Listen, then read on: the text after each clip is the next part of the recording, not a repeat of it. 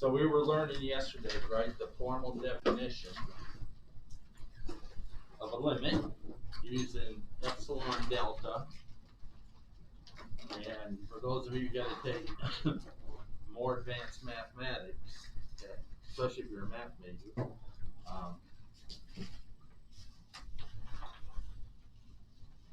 epsilon delta proofs are the norm. Okay, you'll be seeing more of that.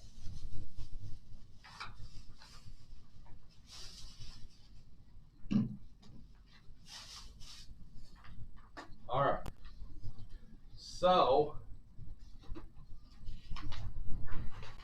I asked you to take a look at these last two problems on the last page. Okay, where in each of these you're given the graph of a function. Okay, and you get for that function and for the value of epsilon. So in this case, right, the value of epsilon is 0.2. Okay. What's the largest that delta can be? Okay. And when I was looking at this earlier, it was actually maybe easier to talk about the bottom example first, and then talk about the upper one. Okay. So use the exercise. Use the given graph of f of x equals the square root of x to find the largest number, delta. Okay, largest value that delta can be for that situation. Okay. And so, right, so our function's f of x.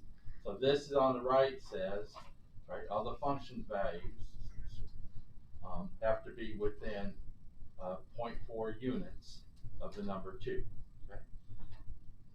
So here's x equals 4 on the x-axis, and then the y value, right, that goes with x equals 4 is 2, right?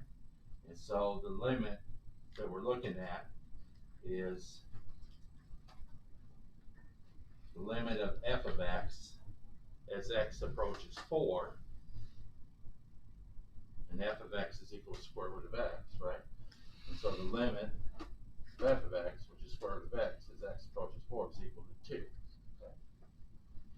And so in our formal proof, okay, in this case, right, we want all the function values, square root of x, to be within 4/10 units of plus 2. Okay? Well, in order for that to happen, right, all the values of x have to be within delta units of 4 down here. Okay? And the question is, what's the largest value that delta can be? Okay? So that all the function values, square root of x, are within 4/10 units of 2. Okay? The basic idea. Okay. Did anybody look at these problems? Anybody come up with an answer for this one? Largest value for delta? Okay. I mean, delta can't be 100. Okay? Or let's just say delta can't be 1, because then 4 plus delta would be 4 plus 1, which is 5. And at x equals 5, the function is equal to square root of 5. And square root of 5 minus 2 is a lot greater than 0.4. Okay? So there's a limit, right? There's a limit to how big delta can be. Okay? Now, we could make delta really, really small. That's not an issue, okay? Because if we make delta, say,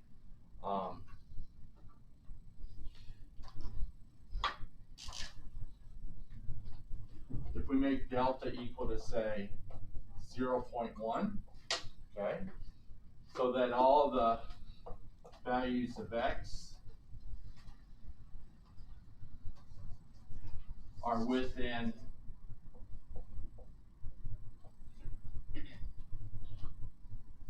1/10 of 4 here on the x-axis, okay?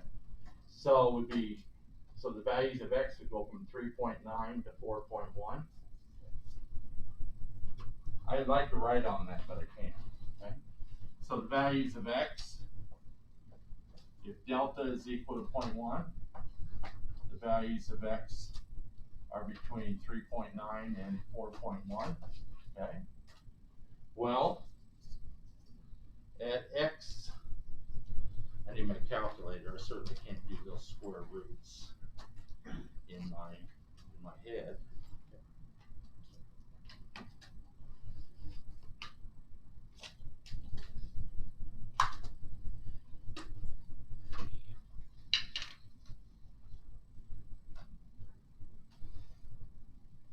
Well, if x is between 3.9 and 4.1, then the square root of x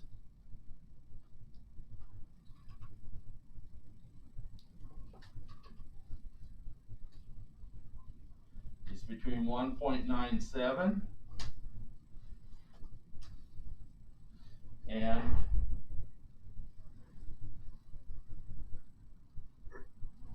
2.02. All right, I rounded off to 2 decimal places. Yes, ma'am. You're just taking the square root of the 3.9. You're not doing Yeah. the square root of 3.9 minus 2. Okay. Or 3 point. Yeah. Because the function that we're working with is f of x is equal to the square root of x, right? So when x is equal to 3.9, f of x is equal to square root of 3.9. When x is equal to 4.1, f of x is equal to square root of 4.1, right?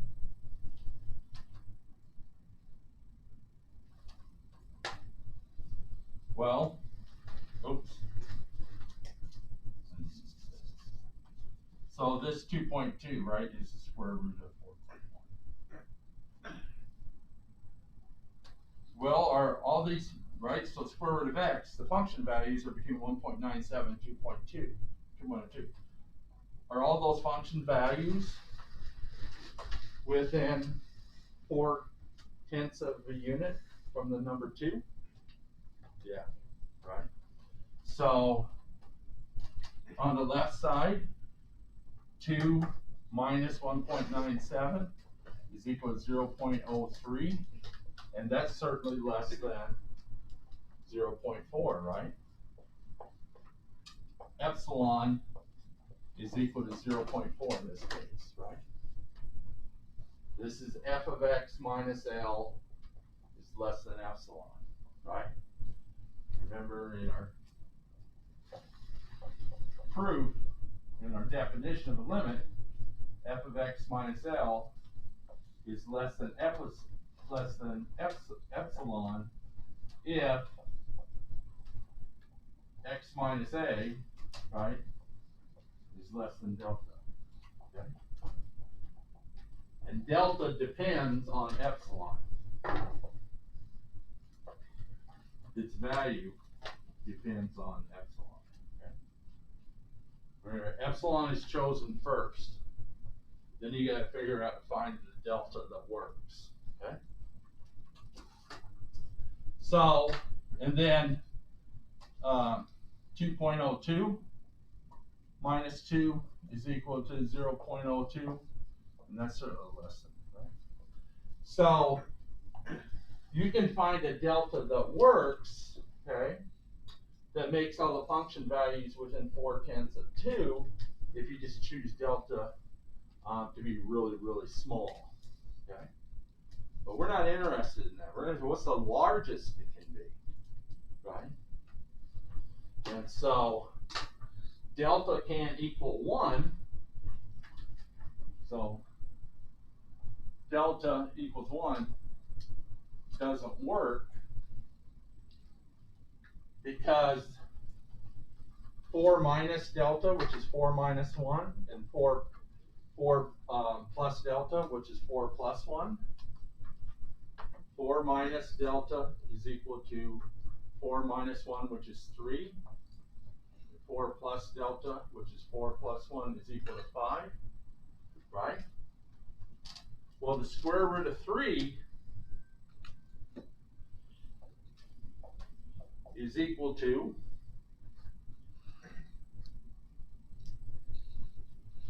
1.73, and square root of 5 is equal to I may have just contradicted myself. Yeah. I actually gotta use a bigger number. Delta equals 1 actually does work. Sorry. So this will use delta equals 3.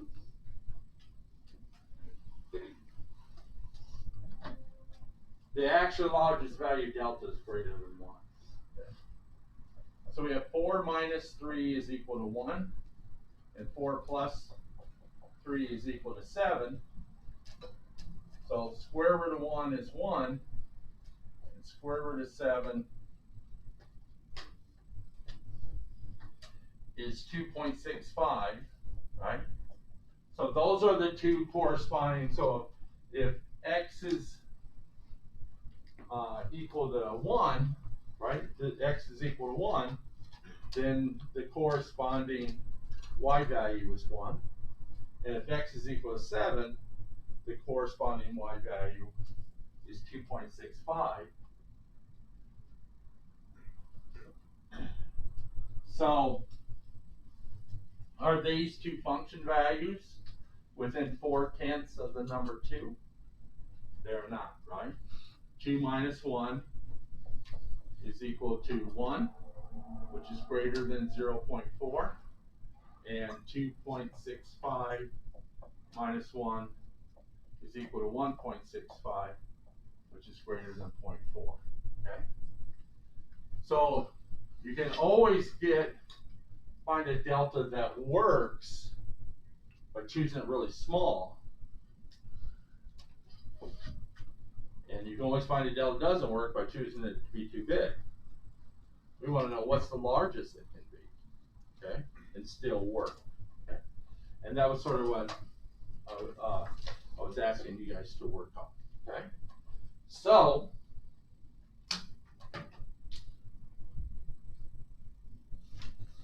let me tell you my approach to this. Okay.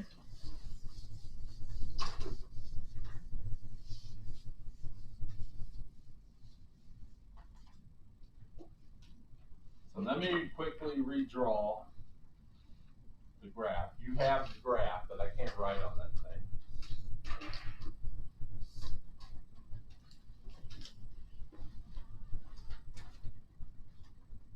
So here's the square root function, okay, in blue. And at x equals 4, right, the function value is 2, right? So my curve should be flatter, but you understand what's going on. And then we have 2.4 up here and 1.6. Okay. And so you can tell, right, these two function values are within 4/10 of 2, right? All the function values minus 2, right? All the function values have to be within 4/10 of the number 2. Okay.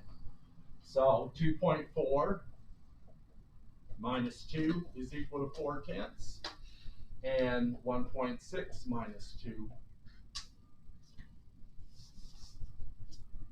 2 minus 1.6 is equal to 4/10. Okay. So this is the largest function value within 4/10 of 2, and this is the smallest function value within 4/10. Okay. All the function values have to be between 1.6 and 2.4, okay, to be within 4/10 of 2. Okay. All right. So in the graph,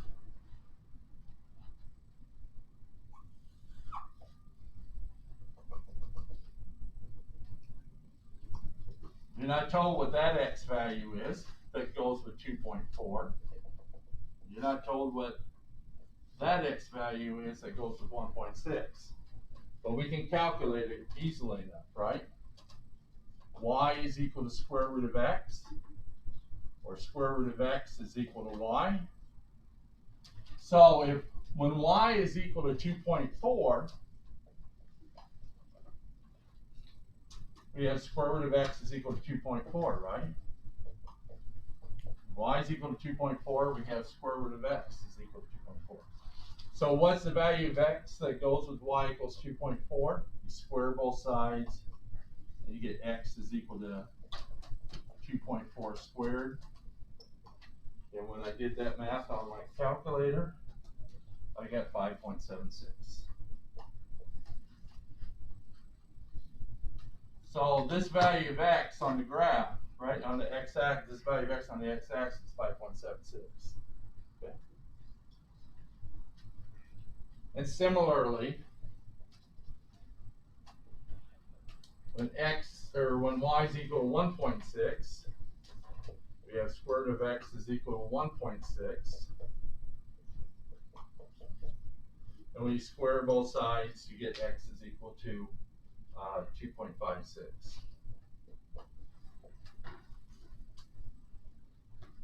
So when y is equal to 1.6, x is equal to 2.56. Okay.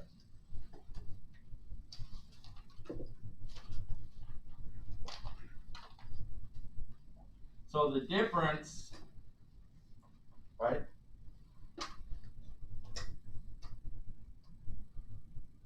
In order for all the function values to be within 4/10 of 2, okay, all the x values have to be within some delta of 4. Okay. So this value of x right here, 2.56, how many units away from 4 is it?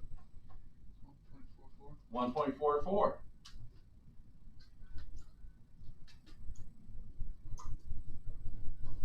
Okay. And this value of x is how many units away from 4? 1.576.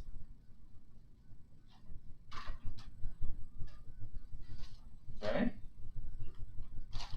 Now this problem is not that hard actually. Okay.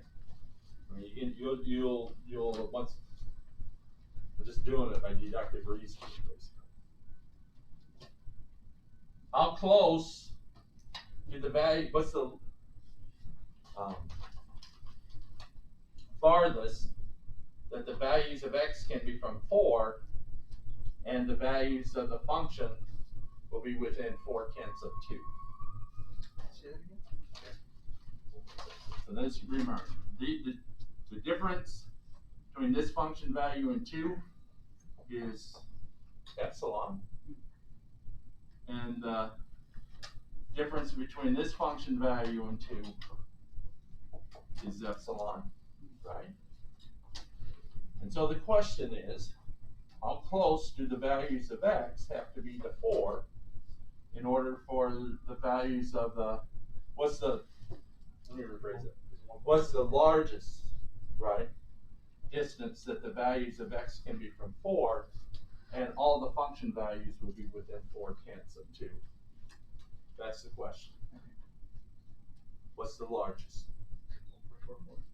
It's 1.44. It's the smallest of these two numbers, not the largest of the two.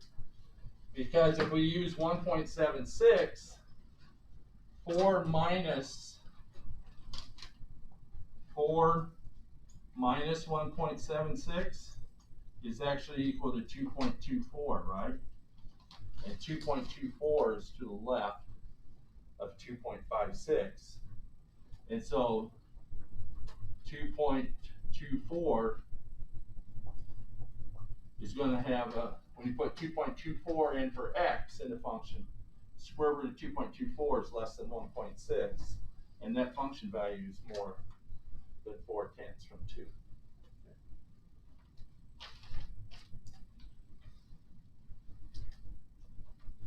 So here's 2.24.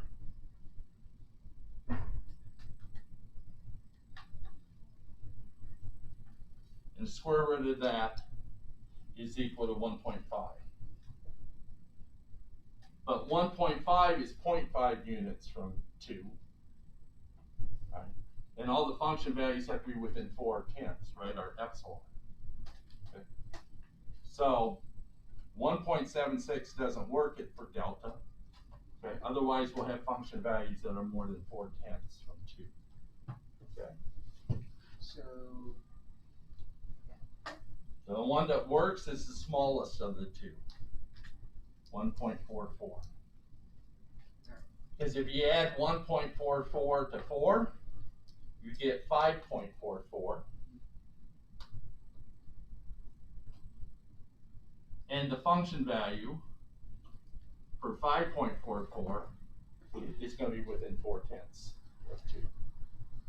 Okay. it needs to be able to work on both sides. No, you don't know. What do you mean? It could be that in this case, the function value is greater than 2. Okay. There won't be one that's 4/10 from 2. If you don't need it to work on both sides, why can't you just do 1.76? No, I mean, okay, you do have to look on both sides. Yeah, you do have to look. Now I understand what you're saying. Yeah, you do have to look on both sides. So, when x is equal to 5.76, right, the function value is 2.4, and 2.4 is 4/10 from 2. When x is equal to 2.56, the function value is 1.6, and 1.6 is 4/10 from 2. But the difference between 2.56 and 4 is 1.44. The difference between 4 and 5.6 is 1.76. And so you have to take the smaller of the 2, because if we use delta 1.76, then our smallest x value, right, that's 1.76 units from 4 is 2.24, but the function value at 2.24 is 1.5, and 1.5 is 0.5 units from 2, not 0.4 units. Okay, that's why you gotta look on both sides. Yes, Sahar? Is 1.44 our epsilon value or delta value? Delta. Delta. Epsilon. I thought I wrote it on the board. Am I wrong? I did write it on the board right here, and then I erased it. Yeah, epsilon is equal to 0.4. Okay. Right. It's given it right here. Okay, this is epsilon on the right-hand side. So f of x minus L less than epsilon in this case is square root of x minus 2 less than 0.4. Okay. That's what this is right here. That's the f of x minus L less than epsilon. Okay. So you know epsilon. What do you use for delta? Okay. And by visual, it's really sort of visual inspection. You calculate the distance between these two x values, the distance between these two x values, and you take the smaller of the two. Okay. All right.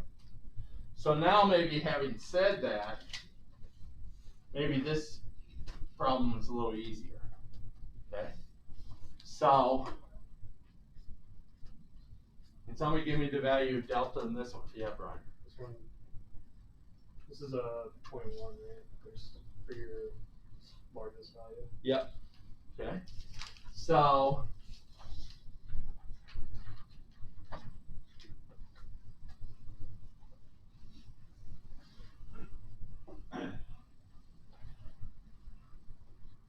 let's see why that works. Okay.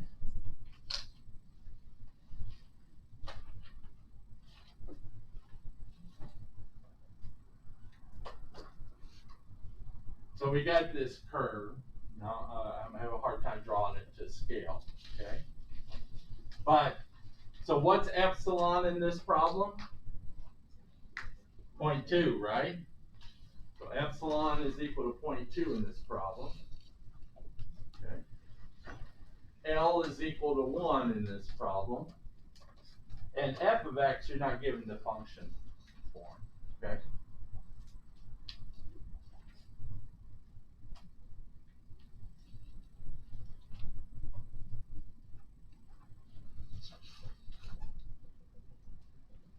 But at x equals 0.7, the value of the function is 1.2.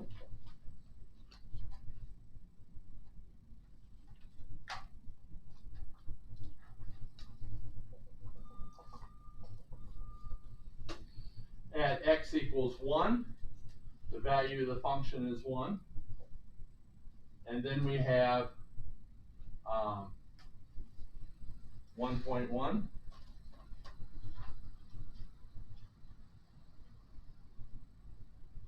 At x equals 1.1, the value of the function is 0.8, right? So you can see, right, that the difference between 1.2 and 1 is equal to our epsilon, right, 0.2. And the difference in the value between 1 and 0.8 is equal to our epsilon 0.2. Right? But the difference between 0.7 and 1 on the x-axis is 0.3 units. And the difference between 1.1 and 1 on the x-axis is 0.1 units. And so the delta that works in our definition of a limit is the smallest of those two numbers.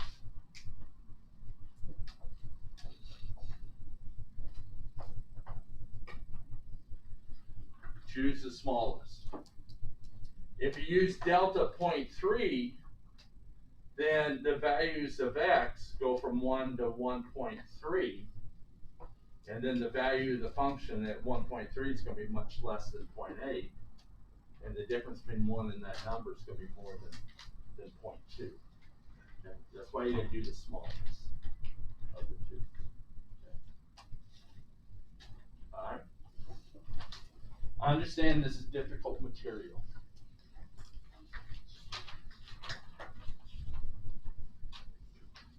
But it'll get easier with time. Okay? The more you do these things, the easier things get. All right. But the good news is, right, for those of you who this is your last math class,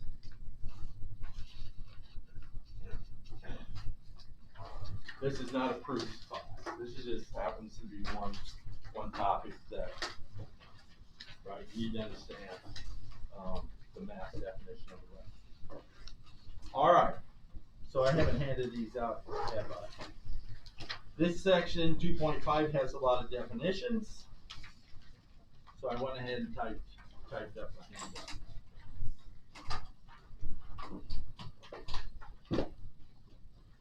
So this section talks about where functions are continuous and discontinuous. And I'm assuming that in your high school math, you had some discussion on continuous functions. I can remember being told that if a function is continuous everywhere, you can trace it out with your pencil. Right? He'll hand you one, okay? Because he's a swole guy. All right.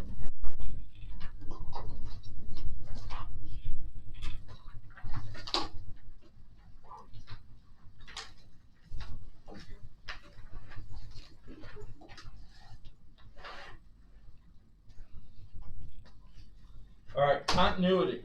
So we got, some definitions to go through. Okay. So you might want to, if you've got a highlighter, you might want to get out a highlighter to highlight some of this stuff. Okay. All right, so first definition has to do with a function f being continuous at a number a, right? X equals a.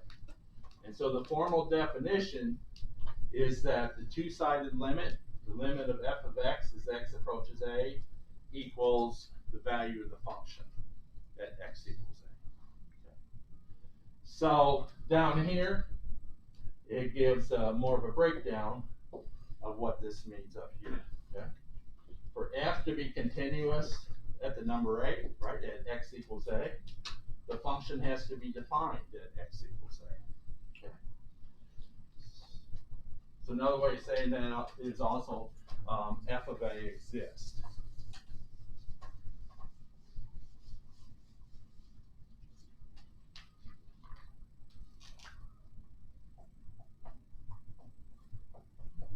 Okay? Can't be undefined. The second one says the two-sided limit exists. Okay? And so, you know, for a two-sided limit to exist, that means the two one-sided limits have to be equal, right? Or for the two-sided limit to exist, the two one-sided limits have to be equal. And the two-sided limit equals the one-sided limits. Okay? And then number 3 is the two-sided limit at x equals a has to, two-sided limit as x approaches a has to equal the value of the function at x equals a. Okay. So you're given a graph, and we have to find the values of x where the function is discontinuous. Okay? Not continuous, discontinuous. And so let me point out, I didn't realize how poorly this copied until I did it, right? But this is an open circle, this is an open circle, and this is an open circle. This down here is a closed circle, and this is a closed circle.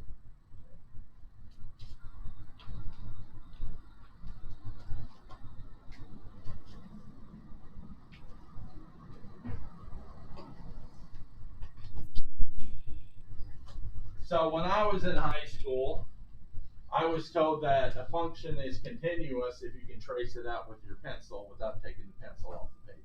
Did you ever hear something like that? Right? So, give me a value of x where this function's discontinuous.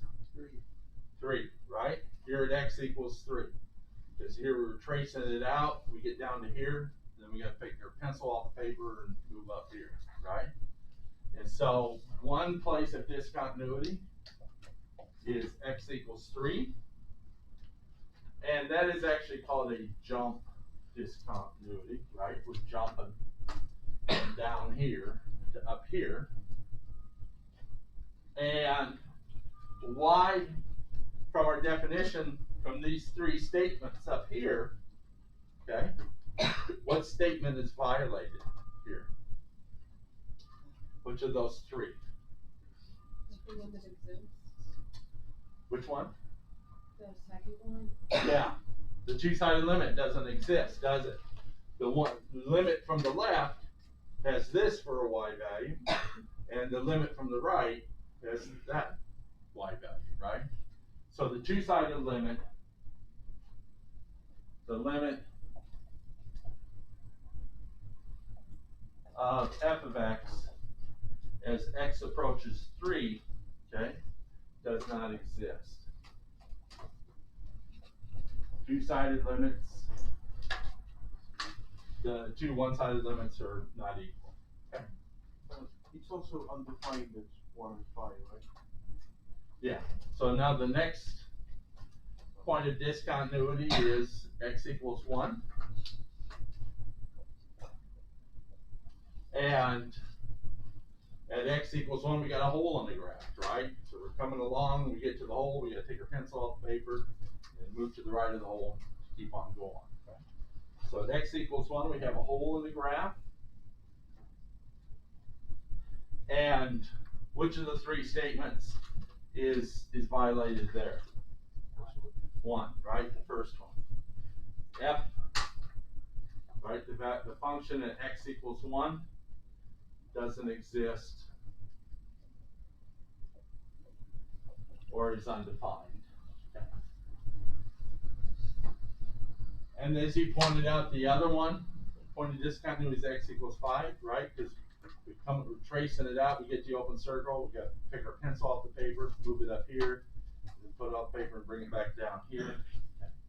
So x equals 5 is the other. Okay. And I call that a hole. Okay.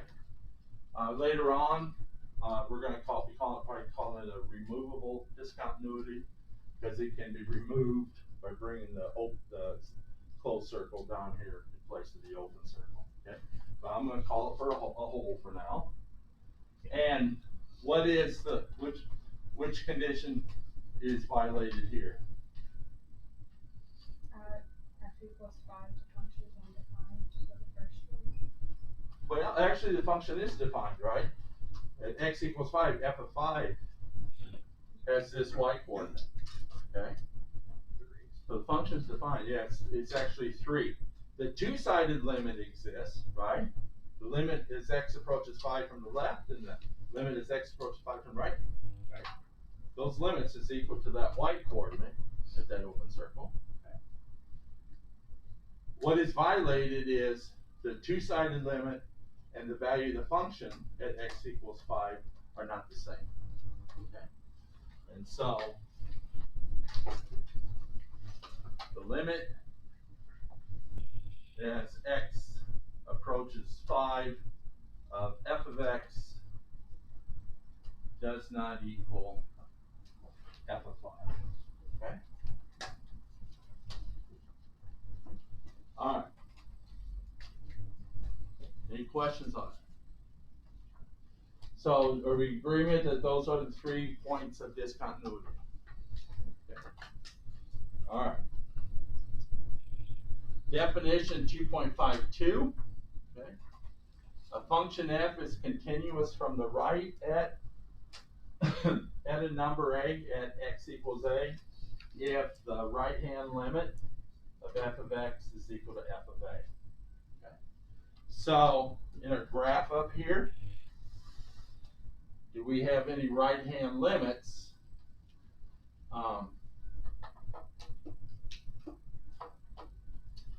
Well, no, we'll come back to that, okay? So, because there's actually a lot of points on the graph that meet this condition, right?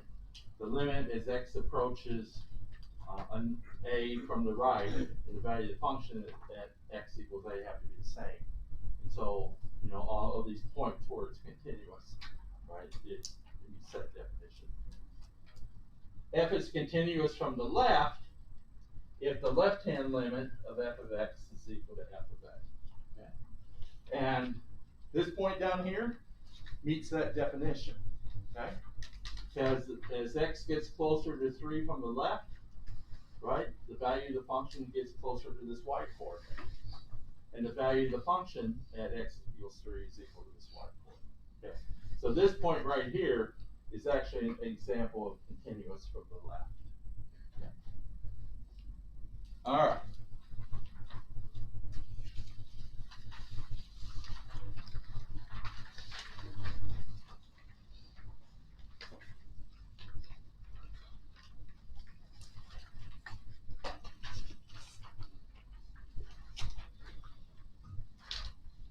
Definition 2.53. A function f is continuous on an interval if it is continuous at every number in the interval.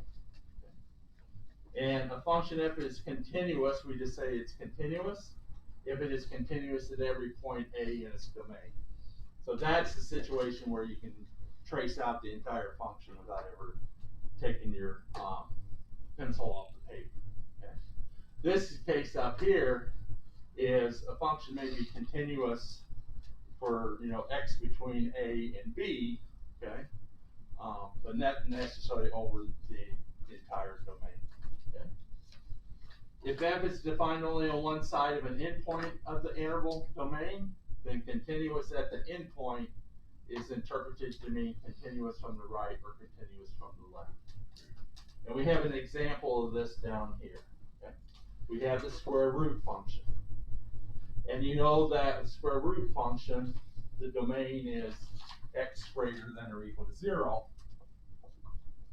because you can't take the square root of a negative number and get a real number. Right? It's a complex number. Okay. So this is the interval on which the square root function is continuous. Okay. So square root of x is continuous for every value of x greater than 0, right? For every here's the graph down here. So for any value of x greater than 0, there's a two-sided limit, and the two-sided limit and the value of the function are the same, at the same value. At x equals 0, okay, there is no two-sided limit, right? The two-sided limit doesn't, the limit as x approaches 0 from the left doesn't exist, right? Because there is no function to the left of x equals 0. But the right-hand limit exists. The limit as x approaches 0 from the right is equal to 0, and the value of the function at x equals 0 is 0. Okay? So number 2, part 2 of this example, can note that the limit of f of x as x approaches 0 from the right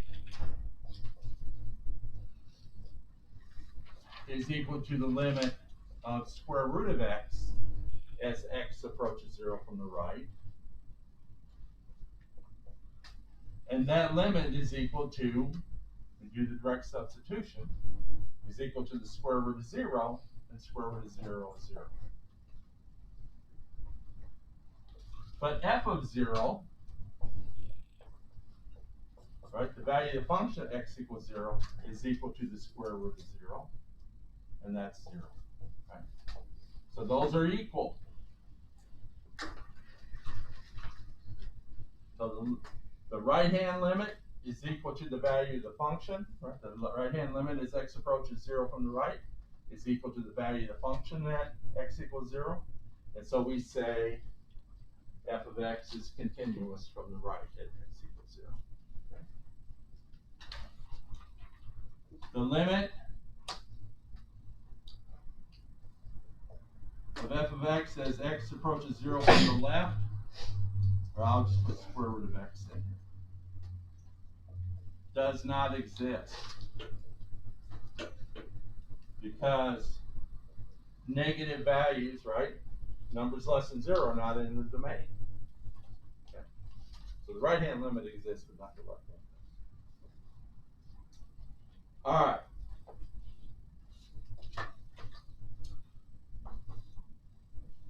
If f and g are continuous at x equals a, there should be like x equals a, okay? I missed that in typing this up. Then so are the following functions. So in pre-calculus, and I know in pre-calculus, right, we learned about combining functions to create new functions, okay? So if f and g are continuous at x equals a, so is the function f plus g, and f minus g, and f times g, and f divided by g, as long as, and that's a typo. That should say g of a not equal to 0. Okay, this guy right here should say g of a not equal to 0. Okay? Because you know when you divide two functions, f of x by g of x, right, the denominator can't equal 0. Okay? And then this should say continuous, right, at x equals a. And then the fourth case is where you multiply a function by a real number c. Okay? And so if f is continuous at x equals a, so is it the new function c times x. Okay. All right, 2.55 just lists various functions that you have worked with in pre-calculus and other math classes, right, that are continuous at every number in their domain. Okay. All right, go ahead. On the 2.54, where it says if f and g are continuous at a, so are those functions. Or is it talking about that point specifically, or is it saying that function as a whole is continuous? At a. Just at a. Yeah, it can't be a whole. Okay. All right. I need to take attendance.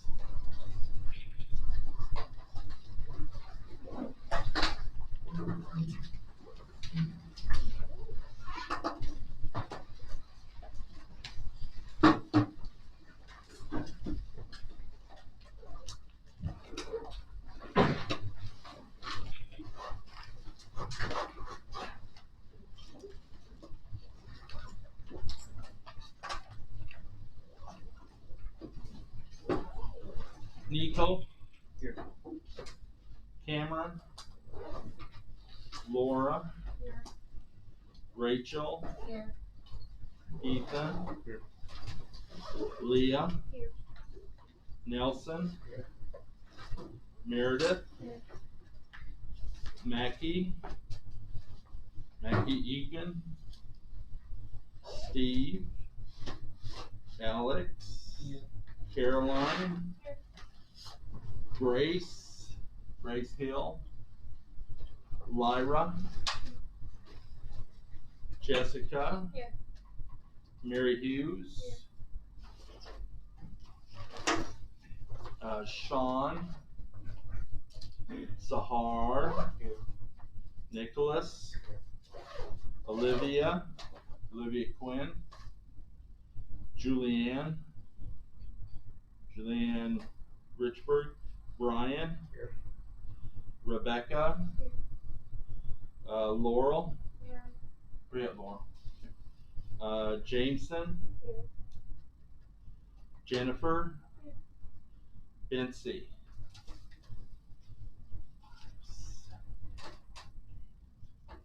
Have a great weekend, you guys.